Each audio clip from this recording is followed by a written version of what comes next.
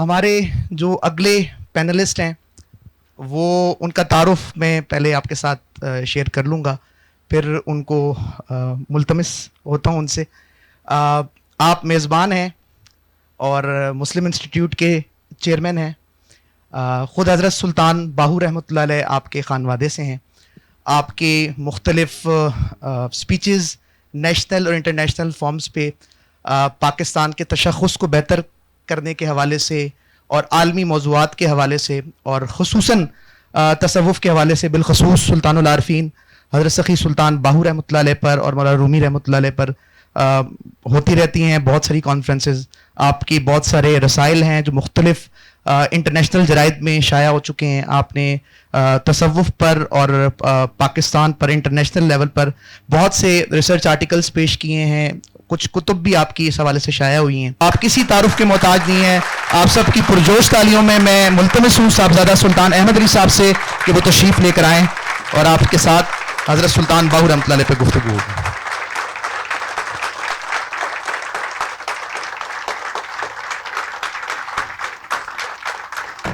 سر میرا پہلا سوال آپ سے یہ ہے کہ آپ خود حضرت سلطان باہو رحمۃ اللہ علیہ کی اولاد سے ہیں.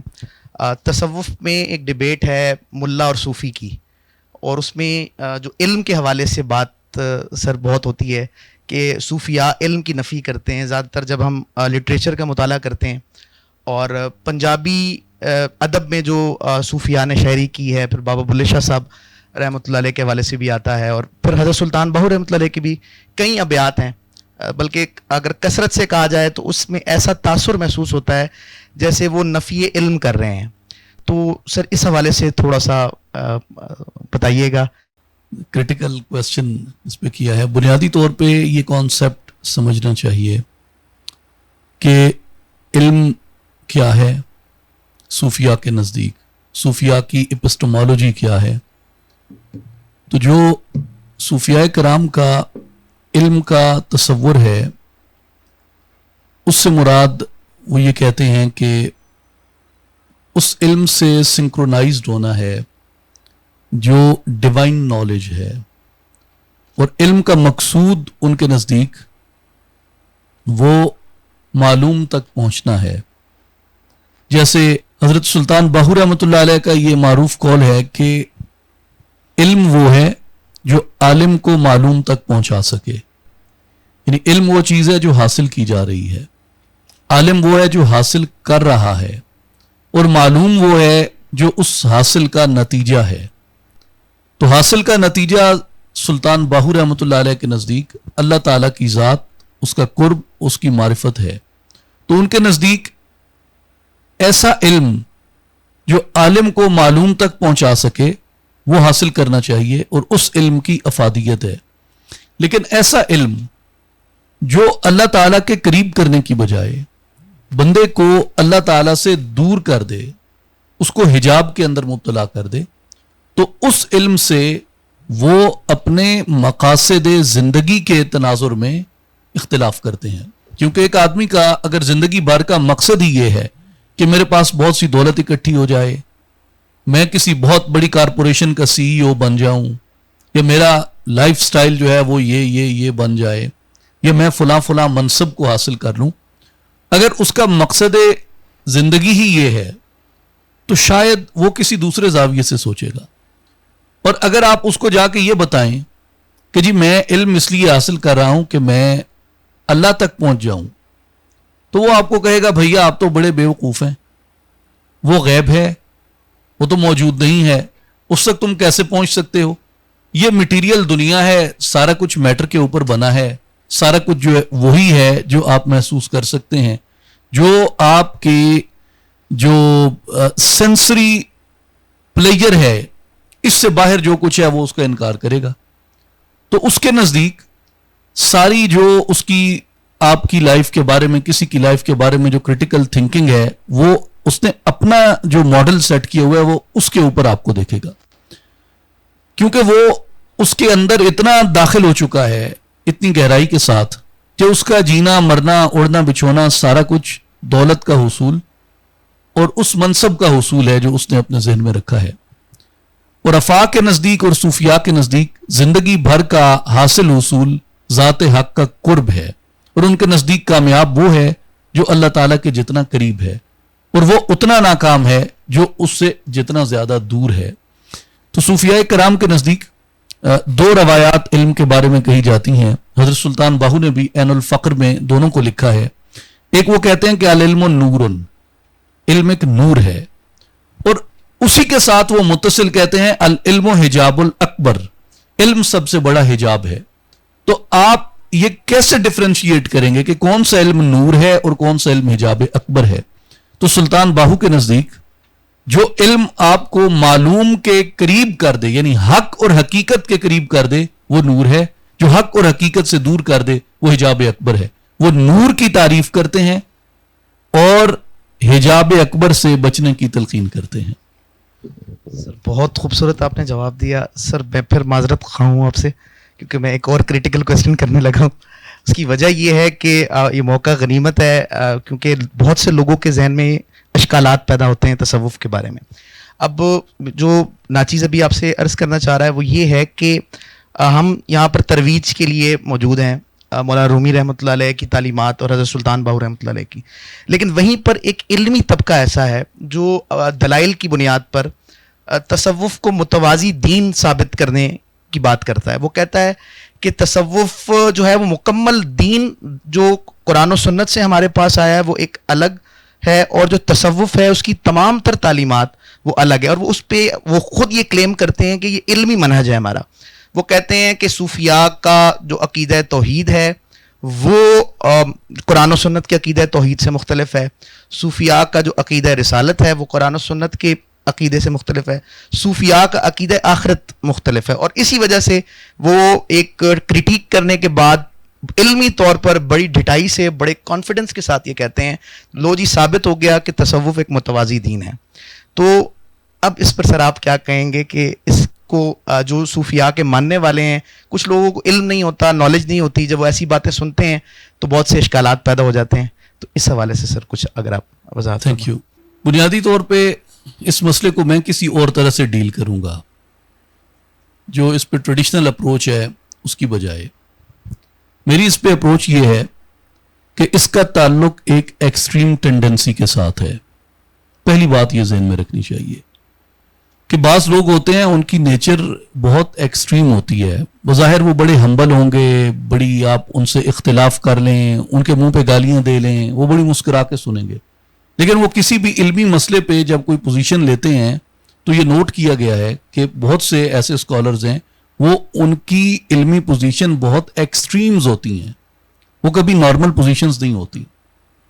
तो वो अपना जो उनका एक्सट्रीम है वो अपनी जुबान से झाड़ने की बजाय अपनी फिक्र से झाड़ते हैं, नरम लहजे में। सेकेंडली, मैं इस पे इसी तसलसल में आपसे ये अर्ज करना चाहता हूं कि जैसे आप अगर ज़ायनिज़्म से इख्तिलाफ करते हैं, इसका यह मतलब नहीं होता कि आप जुडाइज़्म के बारे में कोई डिसरिस्पेक्टफुल बात कर रहे हैं। अगर आप हिंदुत्व के बारे में बात कर रहे हैं तो इसका कतन यह मतलब नहीं होता कि आप हिंदू धर्म के बारे में इन जनरल कोई गलत बात कर रहे हैं। इसी तरह मेरा यह ख्याल है कि जैसे ज़ायनिज़्म एक बड़ी डेंजरस फिलॉसफी है with their extreme political ambitions, जिस तरह हिंदुत्व एक बहुत खतरनाक आइडियोलॉजी है because of their extreme political ambitions, इसी तरह ये जो खारिजाइट्स तकफीरी आइडिया है ये भी एक is not less dangerous than ज़ायनिज़्म and Hindutva. तो ये जो खारिजाइट तकफीर आइडिया है ये उतना ही डेंजरस है विद इन हमारे मुस्लिम पैराडाइम जितना कि हिंदुत्व है विद इन हिंदू धर्म, या जितना कि ज़ायनिज़्म है विद इन जुडाइज़्म। तो ये जो बात है तसव्वुफ के बारे में इस तरह की एक्सट्रीम पोजीशन लेना, पहले तो ये याद रखना चाहिए कि सबसे पहले कलमा गोओं को, यानी कलमा पढ़ने वालों को इस्लाम से खारिज करार देने की जो रस्म थी वो खारिजाइट्स ने डाली थी सैयदना अली रजी अल्लाह तआला अन्हु के ज़माने में। और जिस शख्स ने हज़रत अली रजी अल्लाह तआला अन्हु को शहीद किया था उसका नुक्ता नज़र भी यही था। दूसरी बात यह है कि یہ معاملہ صرف تصوف کا نہیں ہے کہ اس کے بارے میں کہا جائے جی یہ متوازی دین ہے. یہ ایکسٹریم، اس طرح کی ایکسٹریمز آپ کو دین کے ہر شعبے کے بارے میں نظر آئیں گی. اگر آپ مجھے اجازت دیں تو میں ایک دو مثالیں مینشن کر دیتا ہوں. مثال کے طور پہ فقہ کے بارے میں کیا ایک طبقے کی یہ رائے نہیں ہے کہ فقہ متوازی دین ہے؟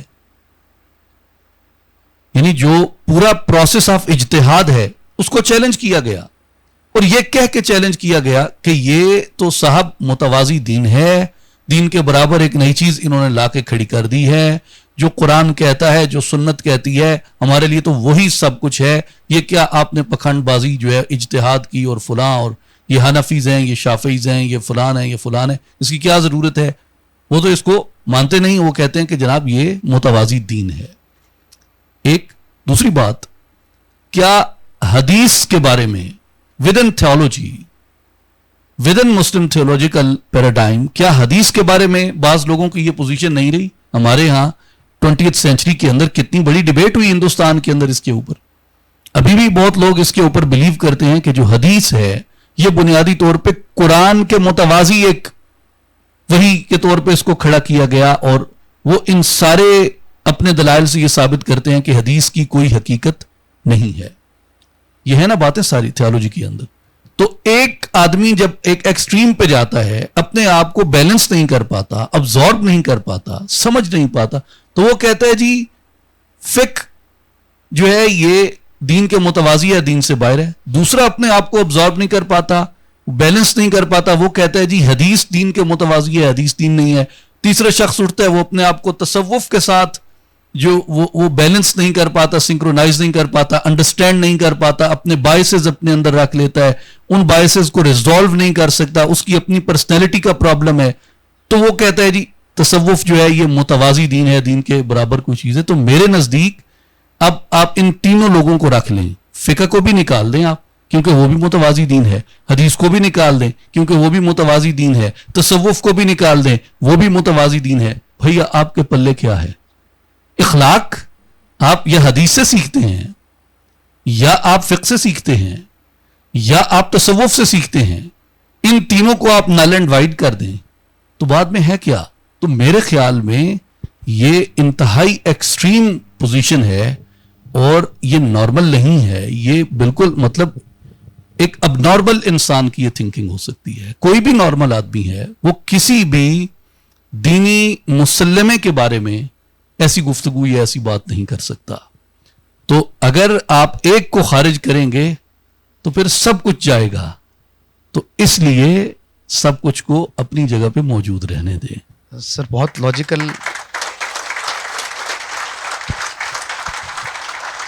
لاجیکل وے میں آپ نے بات کو بیان کیا ہے، آڈینس نے اس کی تائید کی ہے تالیوں کے ساتھ. سر ایک بڑا اہم سوال پوچھنا چاہوں گا کہ ہمارے یہاں پر جو نوجوان ہیں وہ جب صوفیاء کی تعلیمات پڑھتے ہیں انسپائر ہوتے ہیں. انسپائر ہونے کے بعد اب وہ کہتے ہیں کہ اب آج کوئی زندہ صوفی دیکھنا ہے، اور وہ تلاش کرتے ہیں خانقاہوں پہ جا کر پھر جس طرح کے معاملات آج نظر آ رہے ہیں، لوگ یہ آبزرو کرتے ہیں کہ وہاں پر کوئی قرآن و سنت کی بات نہیں ہے، شریعت کی بات نہیں ہے. بہت ٹی وی پہ بھی بہت سارے ایسے پروگرامز آ رہے ہیں جس کے بعد میں لوگ تصوف کی طرف آتے ہیں، لٹریچر سے انسپائر ہوتے ہیں، کریکٹر ڈھونڈتے ہیں تو کوئی کریکٹر نہیں ملتا، کوئی ماڈل ڈھونڈتے ہیں تو کوئی ماڈل نہیں ملتا. اب جو یہ پیر ایسے آ گئے ہیں اور جس پہ ایک مذاق بنا ہوا ہے، لوگ اس کو ایک مذاق کے طور پر، تنقید کے طور پر ہمارے معاشرے میں دیکھنے لگ گئے ہیں. تو سر نوجوان کدھر جائیں؟ اگر نوجوان تعلیمات سے انسپائر ہو کر کوئی ماڈل تلاش کرنے کی کوشش کرتے ہیں وہ ملتا نہیں ہے. اس حوالے سے سر کوئی آپ روشنی ڈالیں تو یہ نوجوانوں کے لیے بہت مفید رہے گا. بنیادی طور پہ یہ دو سوالات ہیں میرے نزدیک. ایک سوال یہ ہے کہ فیک لوگ آ گئے ہیں، اور دوسرا سوال یہ ہے کہ جینوئن آدمی ملتا نہیں ہے. یہ دو الگ الگ سوال ہیں. اگر پہلے کو پہلے ڈیل کر لیں، فیک لوگ آ گئے ہیں. ہم سوری ٹو سے، میں کہیں تجاوز کروں تو میں آپ سب سے اور جو اس کے بعد بھی جو آڈینس اس کو سنیں گے ان سے بھی میں پیشگی معذرت چاہتا ہوں، اور اپنے آپ سے بھی میں معذرت چاہتا ہوں کہ میں خود بھی اس میں شامل ہوں. وہ یہ ہے کہ پاکستان میں یہ جو फेक होने का कल्चर है, क्या ये सिर्फ दरगाह तक या खानकाह तक महदूद है? मैं फेक लोगों को जो दरगाहों में बैठे उन्हें डिफेंड नहीं कर रहा, मैं आपको सिर्फ एक साइकोलॉजिकल पैटर्न बता रहा हूं सोसाइटी का, कि सोसाइटी का साइकोलॉजिकल पैटर्न इस वक्त क्या है। अभी मैं चंद दिन पहले DW, एक फेमस जर्मन खबर रसां इदारा है, उनकी वेबसाइट पे खबर थी कि मेरा ख्याल है नेचर को रेफर करके उन्होंने किया हुआ था, नेचर फेमस रिसर्च जर्नल है, उसमें यह शाया हुआ है कि जी 10,000 के लगभग साइंसेस से related fake research papers authentic website से हटाए गए, जिनमें अपने एक बड़े भाई के बाद पाकिस्तान दूसरे नंबर पे है। तो पाकिस्तान दूसरे नंबर पे है, 10,000 रिसर्च पेपर्स प्रोड्यूस किए हैं साइंस पे जो फेक थे, वेबसाइट से निकाल दिए। तो ये फेक रिसर्चर्स जो हैं वो इसी सोसाइटी के अंदर बैठे हैं ना। Fake doctors, fake paramedical staff, parliamentarians की डिग्रियां जाली निकलती हैं, और कई मुकद्दस इदारों में लोग हैं, नाउन फैक्ट है सोसाइटी का, जिनकी डिग्रियां जाली हैं। अच्छा, फेक मेडिसिन कंपनीज काम करती हैं, टैक्स बचाने के लिए फेक बिजनेस कंपनीज लोग बना रहे हैं। उसके अलावा हर चीज के अंदर जितनी ज्यादा मसनूइयत और जालीपन है, आपको, मैं खुद एक ऐसे शायर को जानता हूं जो निहायत गरीब थे, मुफलिस थे, बहुत बड़े शायर थे, उनके हालात ऐसे हो गए कि वो अपनी गजलें लिख के फिरोख्त करते थे, और बहुत से शायर हजरात और बहुत सी शायरात जो दौलतमंद थे उनको पैसे देके उनसे गजलें लेते थे, और एक शायरा ने उनसे अपनी पूरी किताब लिखवाई गजलों और नज़मों की। वो इसी सोसाइटी के अंदर रहते हैं। अब इसी सोसाइटी के अंदर फेक मौलवी हैं, इसी सोसाइटी के अंदर फेक शायर हैं, फेक बिजनेसमैन हैं, फेक डॉक्टर हैं, फेक डिग्रियां लेके मुकद्दस इदारों में भी लोग बैठे हैं, और पार्लियामेंट में भी बैठे हैं, और सहाफत में भी बैठे हैं, और यूनिवर्सिटीज में भी बैठे हैं, फेक पेपर प्रोड्यूस कर रहे हैं। साहब, अगर उनमें कोई 5-10 बुरे बच्चे घुस बैठिए दरगाहों में घुस गए हैं, तो वो सोसाइटी से अलहदा होकर कौन सा काम कर रहे हैं? वो यही सोसाइटी है भाई, यही सोसाइटी है। इसी सोसाइटी के अंदर जब हर चीज जालियत पे मबनी है, जब हर चीज फेक है, उसमें 5-10 बदनसीब पीर अगर फेक बन गए हैं, तो भाई वो सोसाइटी का चाल चलन ही ऐसा है। वो बन गए हैं तो अब भुगतें उनको। अगर आपको ये नहीं कबूल तो सोसाइटी का चलन बदलें, अगर नहीं कबूल तो सोसाइटी का चलन बदलें। आप इनको आप क्या कर सकते हैं? अब आप इनका, ये सोसाइटी का हिस्सा हैं। जिस रविश पे सोसाइटी चल रही है उस रविश पे उनका दाव दप्पा लगता है। वो अपना दाव दप्पा लगा रहे हैं, साहब लगा रहे हैं। वो लगाएंगे तब तक जब तक सोसाइटी जाली लोगों को पनपने देती है। अच्छा, अगली बात आ जाए कि जेन्युइन लोग रोल मॉडल मिलते नहीं हैं। पहली बात मैं आपको रेफर करूंगा, मैं अपने साथ नहीं ला सका, इमाम कुशैरी, अबुल कासिम अल कुशैरी, हमारी इस्लामी तसव्वुफ की तारीख के सबसे बड़े थ्योरिस्ट, प्रैक्टिसिंग सूफी शेख।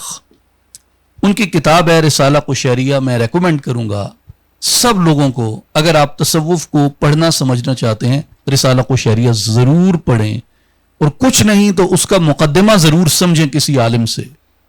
आलिम से मुराद आलिम है, वो फेक आलिम नहीं है। क्योंकि मैं खुद मदारिस को देखता हूं और मुझे पता है कि इम्तिहानी तरीकाकार क्या है और असल इल्म क्या है। बहरहाल, इमाम कुशैरी نے اپنے مقدمے میں لکھا کہ یہ مجھے تصوف کی کتاب لکھنے کی ضرورت کیوں پیش آئی. پرابلم سٹیٹمنٹ اس کو کہیں گے ریسرچ میتھڈالوجی میں. جو ان کو پرابلم سٹیٹمنٹ ہے وہ یہ ہے کہ یہ مجھے لکھنے کی ضرورت کیوں پیش آئی. اس میں وہ لکھتے ہیں کہ یہ مجھے لکھنے کی ضرورت اس لیے پیش آئی کیونکہ آج کل تصوف کے نام پہ بہت برائیاں ہو رہی ہیں، جن میں لوگ ہاتھوں میں بڑے مندرے پہن لینے کو تصوف سمجھتے ہیں، سبز صافہ اوڑھ لینے کو تصوف سمجھتے ہیں، داڑھی اور بال بڑھا لینے کو تصوف سمجھتے ہیں، ترک شریعت کو تصوف سمجھتے ہیں، خرافات کرنے کو تصوف سمجھتے ہیں، بلند بانگ دعوے کرنے کو تصوف سمجھتے ہیں. یعنی جتنی خرابیاں امام قشیری نے لکھی ہیں، آپ خود اپنی آنکھوں سے یقین کر لیجئے اس رسالے کا مقدمہ پڑھ کے آپ کو ذرا بھی نہیں لگے گا کہ آپ امام قشیری کے زمانے کے باہر بیٹھے ہیں. آج جتنی خرابیاں تصوف کی ہیں یہ سب خرابیاں امام قشیری نے بیان کی ہیں. اور امام قشیری کا کون سا زمانہ ہے؟ غالباً 445 ہجری ہے، اس کے لگ بھگ ان کی، اگر میں غلط نہیں ہوں، امام قشیری کا انتقال ہے. آج 1445 ہجری ہے، 1000 برس ہو گیا ہے. ان کی کتاب، ان کی بات اتنی ہی ریلیونٹ ہے آج بھی. اچھا، امام قشیری سے کون کون متاثر تھے؟ امام قشیری سے متاثر ہونے والوں میں تھے امام الحرمین الجوینی. امام قشیری سے متاثر ہونے والوں میں تھے ابو حامد الغزالی. امام قشیری سے متاثر ہونے والوں میں تھے عبد القادر گیلانی. امام قشیری سے متاثر ہونے والوں میں تھے فخر الدین رازی. امام قشیری نے تصوف کی ساری علمی روایت کو متاثر کیا، اور یہ سب لوگ امام قشیری کے بعد ہوئے. اس کا مطلب یہ ہے فیک لوگ امام قشیری کے ٹائم میں تھے اور اتنے ہی تھے جیسے آج ہیں، لیکن عبد القادر گیلانی اس کے بعد ہوئے، بہاؤالدین نقشبند ان کے بعد ہوئے، معین الدین اجمیری ان کے بعد ہوئے، ابھی جلال الدین رومی کی بات ہوئی، رومی ان کے بعد ہوئے، سلطان باہو ان کے بعد ہوئے.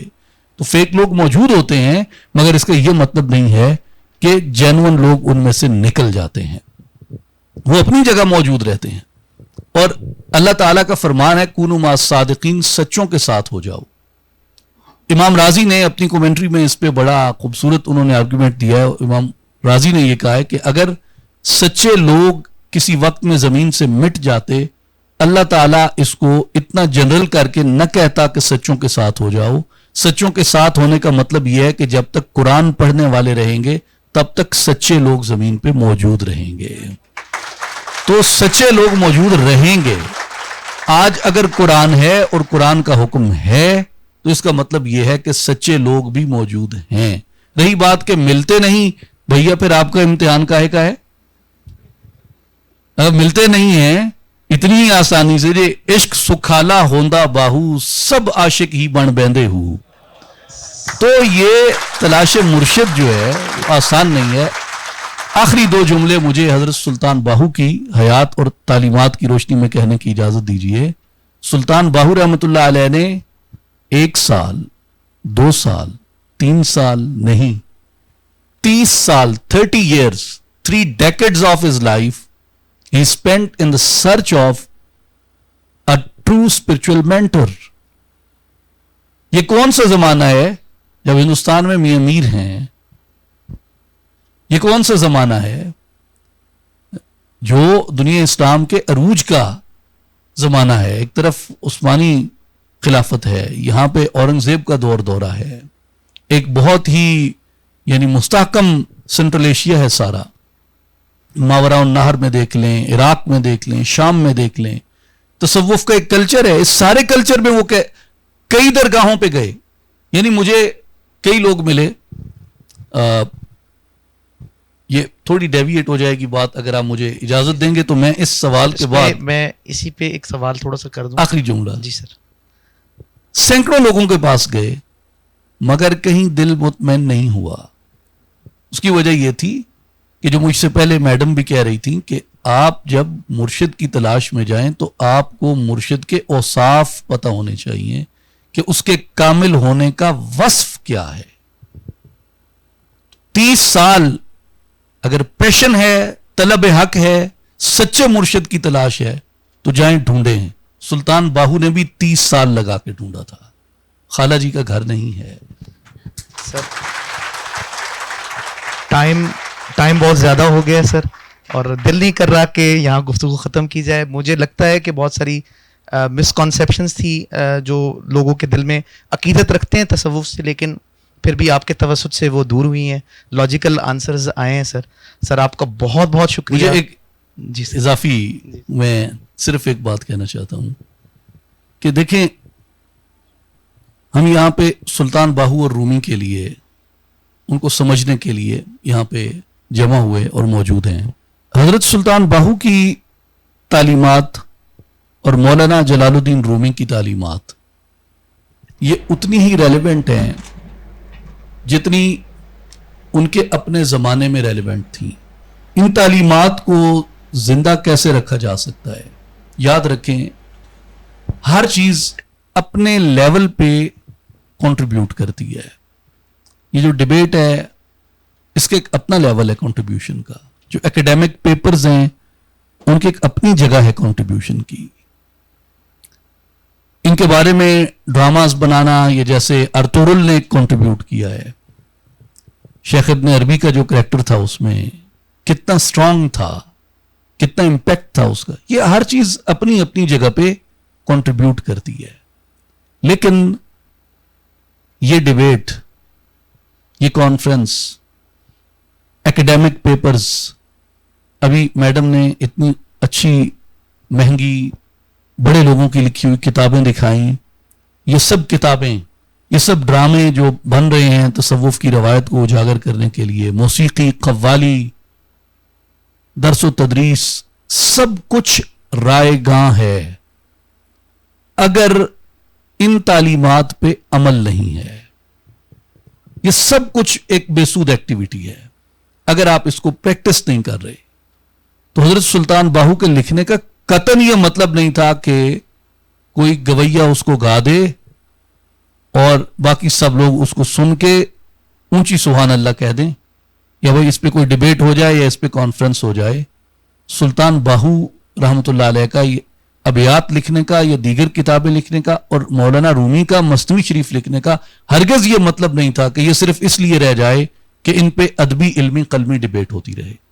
इनके लिखने का मकसद ये था कि ये जिंदगी का पैटर्न है जो हमने समझा है किताब से, सुन्नत से और अपने जिंदगी के दीगर तजुर्बात से। आइए इसको एक लिविंग रियलिटी के तौर पे प्रैक्टिस करें। अगर आप सुल्तान बाहू रहमतुल्लाह अलैह से मोहब्बत रखते हैं, जलालुद्दीन रूमी से मोहब्बत रखते हैं, तो मेरी आपको आखिरी सजेशन ये है कि मसनवी शरीफ को और अबियात बाहू को एक लिविंग रियलिटी के तौर पे प्रैक्टिस करें कि वो आपके करैक्टर से मैनिफेस्ट करे। Thank you very much. बहुत बहुत शुक्रिया आपका, जज़ाकल्लाह सर।